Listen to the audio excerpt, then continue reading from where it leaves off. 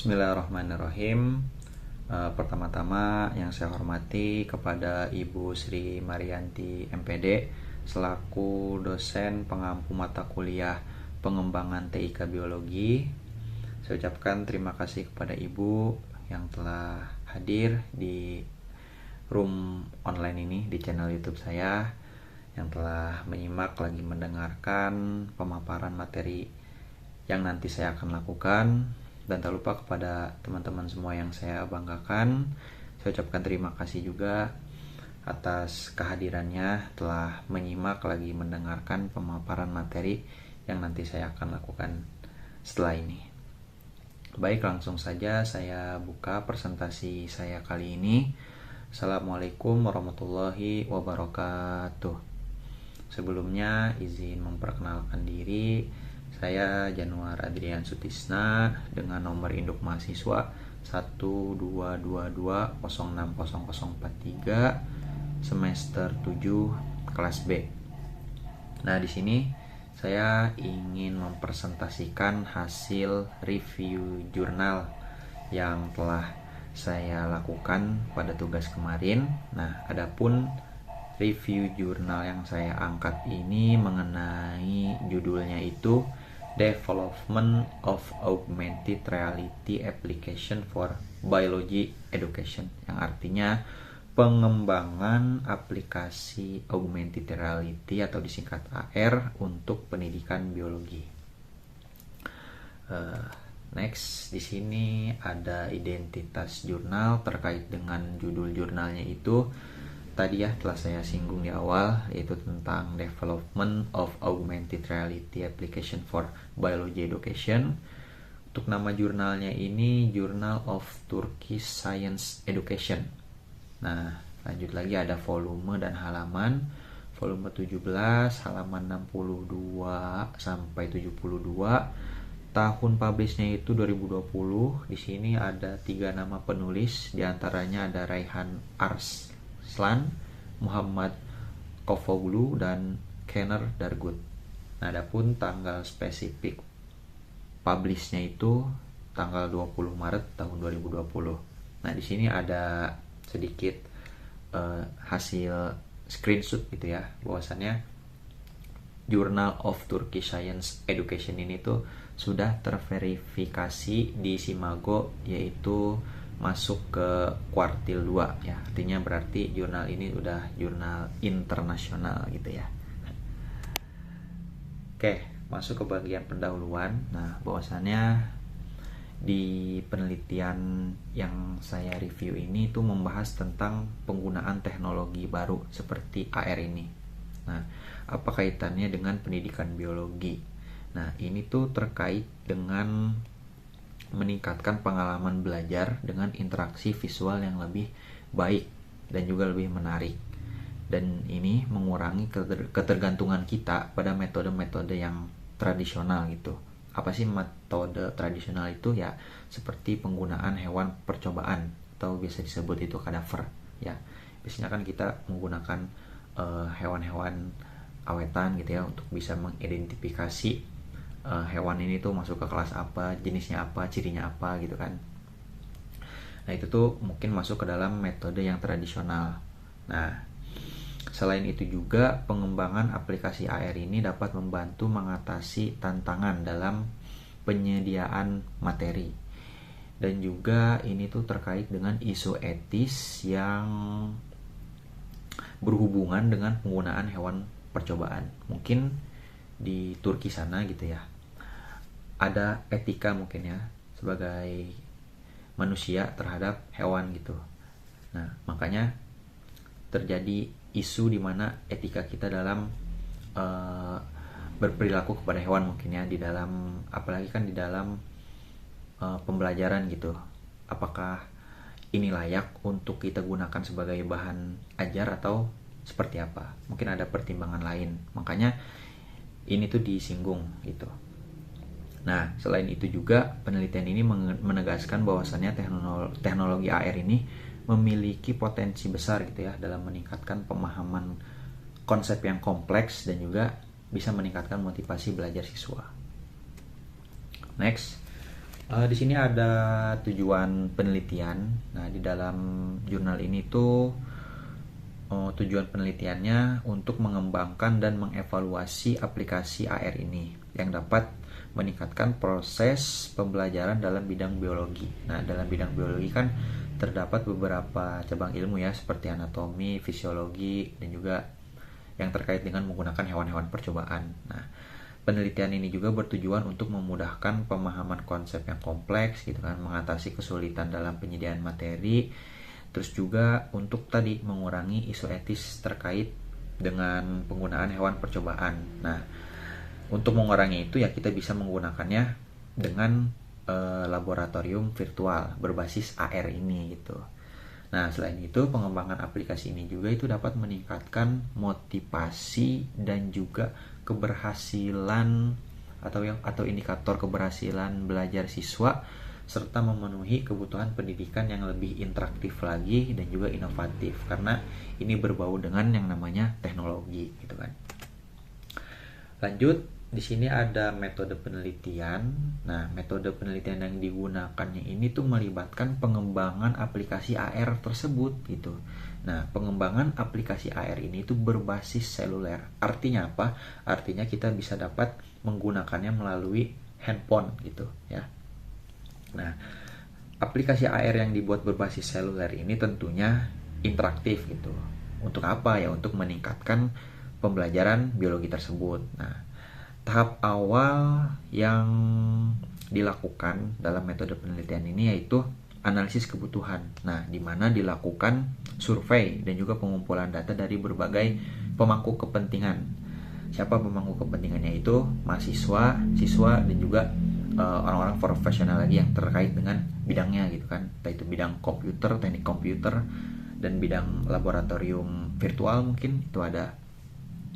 Nah, kemudian untuk mengidentifikasi isu tersebut, nah makanya kita ada analisis kebutuhan gitu. Nah, dalam analisis kebutuhan itu isinya terdapat 10 pertanyaan survei yang menggunakan skala Likert 5 poin dan 5 pertanyaan terbuka. Nah, serta kebutuhan pembelajaran yang dapat didukung oleh aplikasi AR tersebut. Nah, di dalam AR tersebut terdapat pengembangan aplikasinya ini menggunakan perangkat lunak seperti Unity 3D. Nah, mungkin saya bisa menampilkan ini homepage Unity 3D, bisa diakses di Google, tinggal ketik aja Unity 3D. Nah, di dalam website ini tuh kita bisa mengembangkan yang namanya aplikasi AR ini. Nah, di dalam penelitian ini ya mereka lah yang mengembangkan aplikasi AR melalui website ini gitu, Unity 3D. Memang tidak gratis, ini tuh berlangganan gitu, makanya bisa membuat yang namanya application gitu ya, atau aplikasi. Nah, selanjutnya di dalam metode penelitian ini ada yang namanya pengembangan materi dan juga skenario gitu. Nah, kenapa ini dilakukan? Karena ini berdasarkan hasil analisis tersebut gitu. Nah, dengan proses desain dan pembuatan aplikasi ini mengikuti proses pengembangan AR yang struktur. Nah, yang dimaksud struktur itu pembuatannya itu ada storyboard gitu. Jadi ada cerita atau proses pembuatannya seperti apa, dan juga ada pengujian secara prototype-nya gitu. Nah, perlu ya yang namanya mengembangkan suatu apapun itu ya perlu yang namanya uji coba lah istilahnya. Next, nah di sini ada database general mens gitu ya, yang tadi terkait dengan 10 pertanyaan. Nah, berdasarkan grafik tersebut kita dapat menyimpulkan bahwasannya responden itu cenderung setuju bahwasannya mereka ini membutuhkan yang namanya aplikasi AR, apalagi untuk mendukung proses pembelajaran ya, terutama dalam memahami materi yang cukup kompleks. Dan juga kita tuh dapat poin plusnya. Apa sih poin plusnya? Itu visualisasi objek biologis secara interaktif.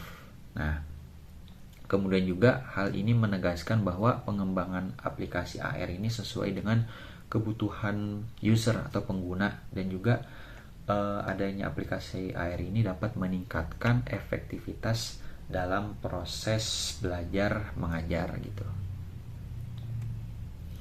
Nah, di sini ada storyboard ya, proses pengembangan AR. Nah, di sini ada yang namanya konsep development, kemudian berangkat lagi ke desain ke implementation, terus dari implementation itu ke testing, kemudian ada deployment gitu. Nah, ini nih storyboard untuk pengembangan AR gitu ya, dimana di dalam masing-masing siklus ini tuh ada tugasnya gitu kan. Misal di sini ada konsep development, itu tugasnya bagian game designer dan juga produser designer gitu kan. Terus di siklus implementasi ini ada yang namanya programmer dan juga teknik designer gitu. Nah, di dalam siklus-siklus tersebut tuh ada penanggung jawabnya dan tupoksinya masing-masing. Nah, sempat disinggung tadi ya di dalam metode penelitian bahwasannya ada yang namanya pengembangan material. Nah, apa sih pengembangan material itu? Di sini ada dua. Yang pertama, pengembangan konten dan juga skenario. Nah, maksudnya apa? Konten dan skenario yang akan digunakan di aplikasi AR ini tuh ditulis gitu ya, atau di coding gitu, maksudnya diatur supaya aplikasinya itu jalan sesuai apa yang kita mau gitu kan. Nah, contohnya seperti apa? Contohnya itu teks suara yang ditulis atau diketik di coding ya, atau dibuat pada aplikasi AR ini sebagai penjelasan singkat sebuah materi gitu. Nah, ini kan masih secara umumnya gitu kan. Nah, untuk secara jelasnya kita buat skenario gitu. Nah, contohnya itu ada di sini skenario 3. Nah, bunyinya apa skenario 3? Nah, dengan mengklik icon di aplikasi, nah, organ-organ hewan itu bisa dipisahkan ya antara satu dengan yang lainnya dengan munculnya teks penjelasan. Nah, jika user atau pengguna mengklik organ tersebut ya dengan jari kita gitu kan, di layar handphone kita touch, kita sentuh, dengan demikian organ dan fungsinya itu dapat dijelaskan secara singkat gitu. Misal contohnya kita mengklik bagian kepala hewan katak gitu kan, anggaplah. Nah, nanti itu akan muncul satu kotak penjelasan singkat gitu. Nah, dengan demikian organ dan fungsinya itu dijelaskan secara singkat. Nah, pada tahap ini tuh penjelasannya juga itu dapat dilakukan melalui rekaman suara gitu ya. Dalam artian ya penjelasannya itu tuh dapat kita dengarkan gitu kan. Jadi ada voice over gitu ya yang menjelaskan penjelasan yang sudah ada tertera di aplikasi itu. Jadi kita nggak cuma baca secara visual, tapi audionya juga bisa dapat gitu. Nah, makanya penting di dalam pengembangan material ini tuh kontennya mau seperti apa, skenarionya seperti apa. Ini kan contohnya skenario 3, berarti sebelum skenario 3 pasti ada dong skenario 2, skenario satunya gitu. Makanya secara bertahap gitu kan dibuatnya. Nah, next yang kedua itu ada studi kasus aplikasi AR-nya itu sendiri di bidang biologi.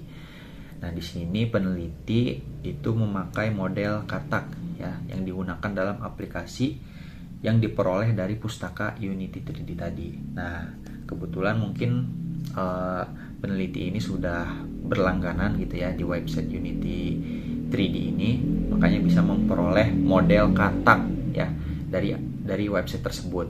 Nah, hal ini itu untuk digunakan sebagai animasi skenario gitu. Nah, kemudian dibuatlah lintasannya, kemudian direkam nih lintasan tersebut sebagai animasi 3 dimensi dalam berbagai adegan gitu ya. Mau itu bisa dilihat dari tampak depan, belakang, samping, kanan kirinya gitu. Nah, itu tuh bisa kita buat gitu secara 3D-nya ya, secara 3 dimensinya. Nah, setelah animasi selesai, nah ada tuh yang namanya plugin AR Core ditambahkan ke Unity. Nah, plugin AR Core di sini itu fungsinya untuk kita bisa mengakses di handphone gitu. Nah, ini tuh plugin AR Core ini udah jadi bagian daripada Unity ini gitu. Jadi kita nggak perlu repot-repot lagi cari perangkat-perangkat lain untuk bisa mengakses bahwasannya aplikasi yang kita buat ini tuh bisa digunakan secara umum gitu, apalagi di media handphone. Nah, dengan adanya plugin AR Core ini bisa mempermudah kita mengakses di dalam handphone gitu untuk aplikasi AR yang kita buat ini. Nah, kemudian tahapan yang telah selesai atau AR yang telah dikembangkan itu tuh sesuai dengan skenario di Unity seperti pada gambar hasil tangkapan layar berikut ini. Nah, di sini ada beberapa screenshot ya hasil daripada pengembangan AR ini. Nah, yang pertama ini ada konten menunya di aplikasi. Nah, ya kita bisa lihat secara seksama di situ ada gambar seperti sel, kemudian juga gambar seperti rangka, organ dan juga alat gunting. Mungkin itu untuk untuk membedah kali ya. Nah, di situ tuh terdapat ikon-ikon khusus gitu. Mungkin kalau gambar yang menunjukkan rangka berarti kita masuk belajarnya di rangka hewan tersebut gitu. Next ke gambar selanjutnya, di sini ada peneliti itu memberitahu bahwasannya ya homepage untuk mengembangkan aplikasi di Unity ini harus sesuai dengan skenario gitu. Nah, itu kan telah ditunjukkan di gambarnya gitu. Ada beberapa skenario yang memang harus ditulis, diketik gitu supaya aplikasinya berjalan dengan baik gitu kan. Lanjut, ini ada percobaan dalam memposisikan model 3 dimensi pada layar ponsel. Nah, ini nih udah masuk ke dalam implementasi gitu. Udah mulai dicoba-coba nih untuk memposisikan model 3 dimensi organ-organ hewannya gitu. Apakah bisa disentuh, bisa diputarbalikkan secara 3 dimensi gitu kan. Nah, lanjut lagi ke gambar yang terakhir, yaitu percobaan dalam demonstrasi sistem rangka dan otot dengan AR. Nah, tadi yang telah disinggung bahwa studi kasusnya itu kan tadi menggunakan katak. Nah, disinilah peneliti langsung melakukan uji cobanya gitu untuk sistem rangka dan juga otot pada hewan katak dengan metode augmented reality ini. Nah, itu bisa kita lihat ya secara seksama bahwasanya kataknya itu udah berbentuk 3D gitu ya, dari mulai kepala sampai ujung kakinya gitu kan.